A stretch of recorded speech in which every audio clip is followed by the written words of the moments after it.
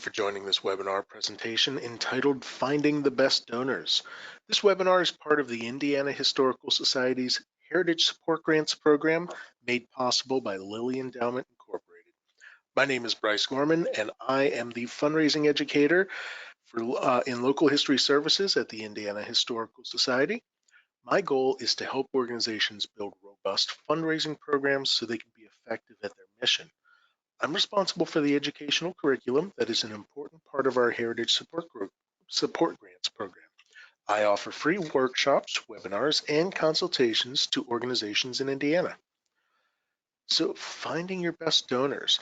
What are we going to talk about today is finding your priority donors. Now, this is highly subjective, so let's focus things in a bit with a few objectives. Today, we're going to look at ways you can determine a donor's capacity and inclination regarding their philanthropic support. This webinar will cover some of the ways you can research donor capacity and inclination, and finally, ways to document this research. So, who are your best donors? Starting with the big question, who are the best donors? This chart has been used by a lot of fundraising professionals to determine their priorities. On the left side, you have inclination. Inclination is a person's interest in supporting your organization.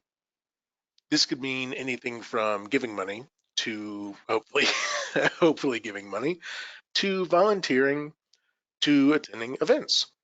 Low inclination folks would be people that are, for whatever reason, just not interested. Maybe their priorities are not in line with yours, or they live far away, or maybe they haven't heard of you. High inclination folks would be members, volunteers, attendees, and so forth. Your board, certainly high inclination. On the top is capacity. Capacity might sound straightforward, but there are often a lot of considerations into whether someone has the funds available to support a charity. A business owner may, on paper, have a good amount of money, but the bulk of those funds could be wrapped up in their business. So when you start to qualify your top donors, you can use this grid to map which people have both a high inclination and a high capacity to support you.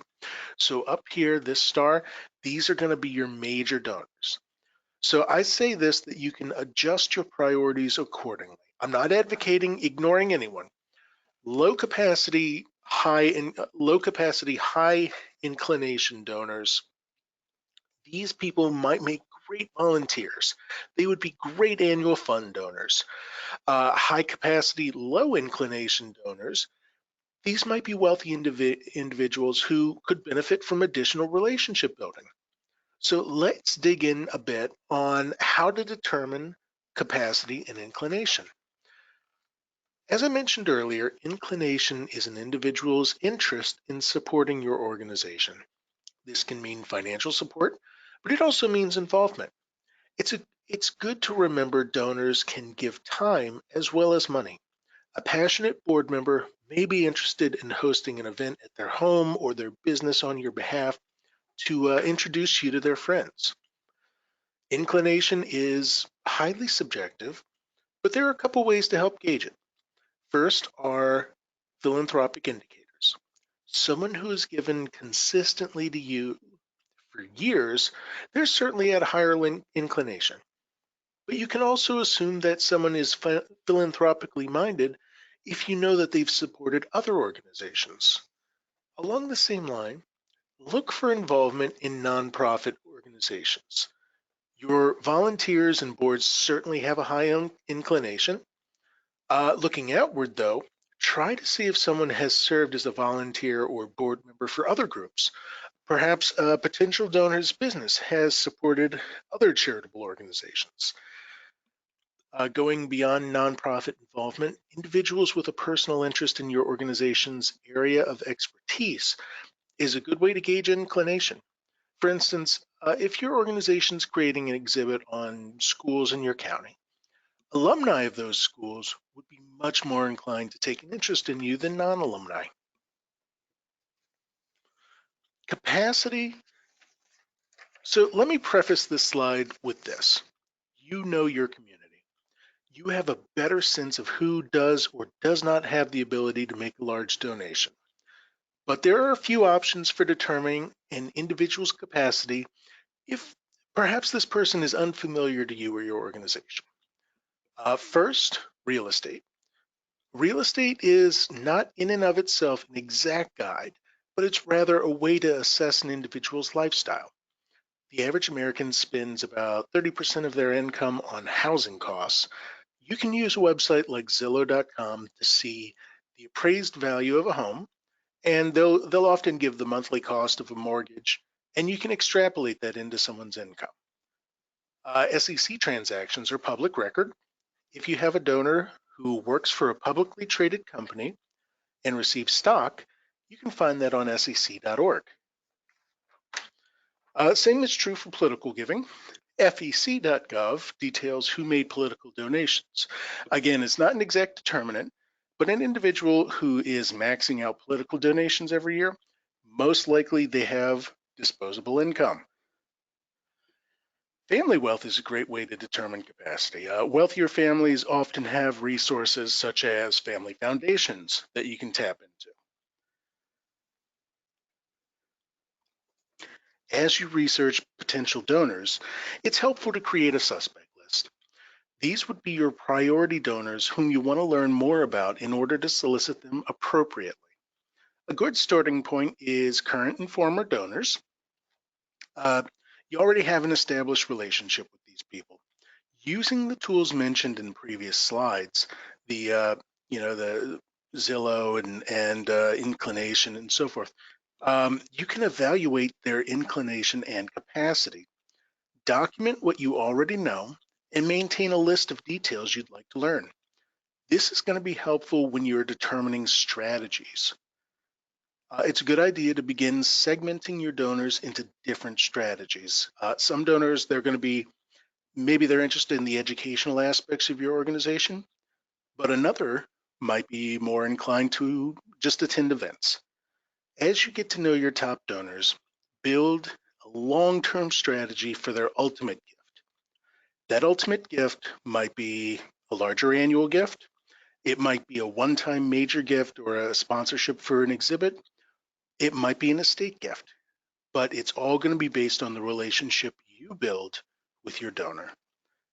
Once you've begun your research, organize your data into prospect profiles, and I'm going to show you what one of those looks like in just the next slide.